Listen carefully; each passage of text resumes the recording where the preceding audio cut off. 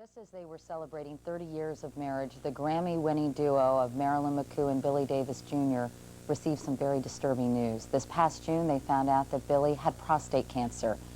Marilyn McCoo and Billy Davis Jr., good morning. It's so nice to see you both. Hi, good morning. How are you doing? I'm fine, I'm fine. I'm really glad you're here because this is so important to get the word out to people about this disease. You were diagnosed last June, is that right, Exactly Billy? right. You were going for a routine physical. Going for a physical, and we were out working and doing some television projects, and then I went in for a physical, and there it was. My PSA level was high, and I had to go in for some additional tests, and you know, just thank God for strong family support, and I didn't panic.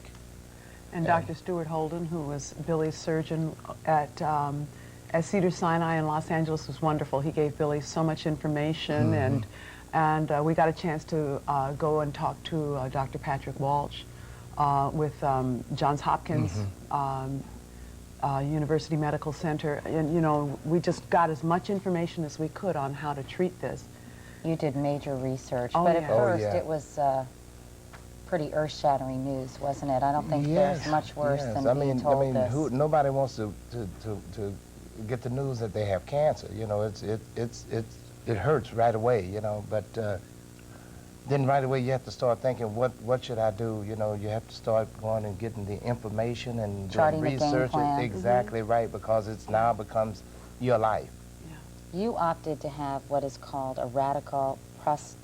Thank you very much. Yeah, right. And there are other options I know available. Say radioactive seed therapy is one option that's sometimes used, and there are other methods. Why was this the one you decided to go with? Well, because of my age. You were 61, right? Right, 61, and my strong faith, I prayed on it and asked the Lord to guide me, and that's the way He guided me to have the surgery. Your cancer was localized, correct? Yes, it had was. not spread to any of the outlying tissues? Not into the lymph nodes or anything. It was just held within the prostate. Right. And so they felt that that was the best way to proceed. Sometimes older individuals are not, surgery is not performed on them. No, not for them. Right. They'll go with radiation or the seeds or something like that. This cancer affects so many people, and yet it's really starting to come into the public consciousness thanks to people like you and Norman Schwarzkopf and Arnold Palmer and Michael Milken. They've all come forward and talked about this disease, but 7 out of 10 men will be affected by prostate cancer at some point in their lives. That number is staggering, isn't it? It's frightening. Yes. And it hits African-American men at such a disproportionate rate, and we feel that it's really important to reach out to our own community as well. I've lost 2 uncles to prostate cancer. Right. And prostate cancer, it's not just a men's disease, because when it affects your husband, it's a family disease. Exactly, you know, right. It affects all of us. So we just, who knows better than you? Let's talk about things that people can do to determine if they are one of the people who has this disease. One is, you need to get a PSA test. Exactly. Do you get that every year? You should have it every year. You should be tested. While you're having your physical, they should test your PSA level. And at what age Every should year. you start doing that? In your 30s and 40s.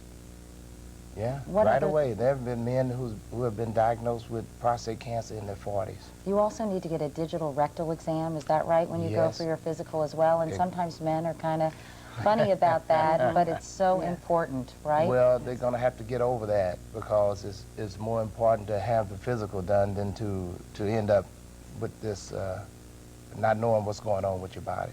Meanwhile, you have to get as much information as possible and talk to as many people as possible and really educate yourself. Exactly right. Yeah. And I think it's important for people for the men out there to realize that there is life after prostate cancer. You know, Billy had the surgery 7 weeks ago, and we just finished performing in Atlantic City. And he did very well. You know, of course, you can... I rested during the day. You know, I knew I had to do a show at night. I mean, I held up very well. but I still knew that I was healing, and so I took advantage of my days by just resting and just did my shows at night. Johns Hopkins announced an exciting development in a vaccine that helps bolster the immune system to work against prostate cancer, and that, of course, is an area of research that's being pursued in a lot of different cancers, but you want more research dollars to go into prostate cancer. Exactly right. Absolutely. Definitely so. There are wonderful organizations like CapCure and that it's cutting edge. You know, they're doing as much as they can, but they've got to have the money. And since I think prostate cancer is the second major killer of men, as far as in the cancer area. That's right. And the money is needed. Well, I'm so glad you both came in. I'm so glad you're doing well. You look great. Well, thank you. I'm feeling fine, and I know it's just a matter of time, but I am on with my life. I just like to say that I'd like to see men start to talk about this a little bit more. We got to get away from the macho thing about not talking about our private parts, but we have to talk about it, and we have to share with each other. You can talk to a man, and he can talk about everything that he's got, all kind of diseases and heart attacks, and he'll never talk about, he might be sitting there with prostate cancer, and he'll never bring it up. Well, that's a good message. Katie, thank you for being a leader in Yes. keeping these types of cancer in the public eye, because people have to acknowledge it and get on with their lives. And get over the stigma Yeah. of talking about it so And they God can take bless action. you for doing that. Oh, well, you Yes. guys And are your so family. sweet. Thank you so much.